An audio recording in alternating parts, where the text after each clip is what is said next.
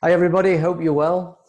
Those of you that know me well will have heard me say this many times before. I have a really strong view that we should see formal grievances as a failure. And it's either a failure of the organisation to resolve things informally, or on occasion it's failure of an individual that's raised the grievance to really see common sense and rationale. But the former point, the organisation's failure to resolve things informally, in my experience, is really, really common.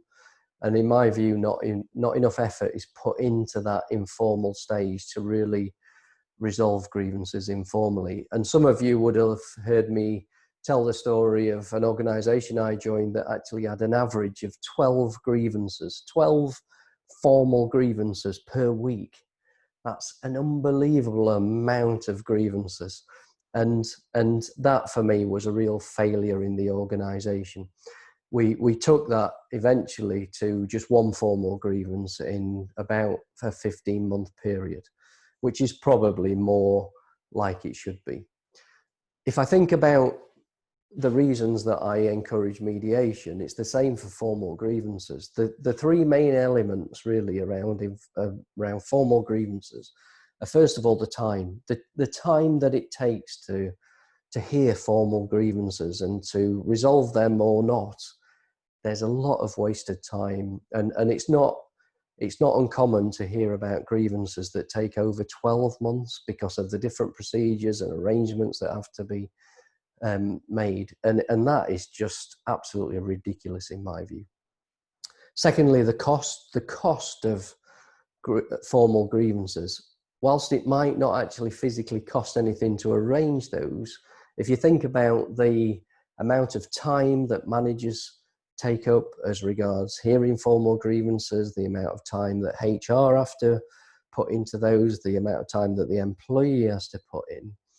If you just added up the wages that takes, then that will be significant. But then if you also think about the lost productivity of those managers, the HR people, the employees themselves, witnesses, etc., all being taken away from the job, the impact on productivity is quite significant as well. So cost is a big element.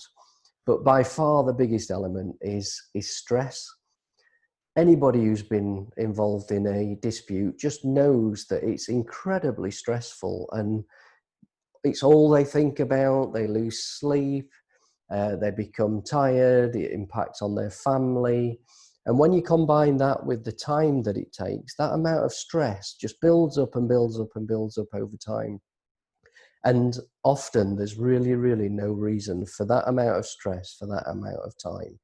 So they're the main three reasons. And for that particular reason, I do think a lot of the techniques that we use in professional mediation can actually be used in the organisation to help those formal grievances to be avoided.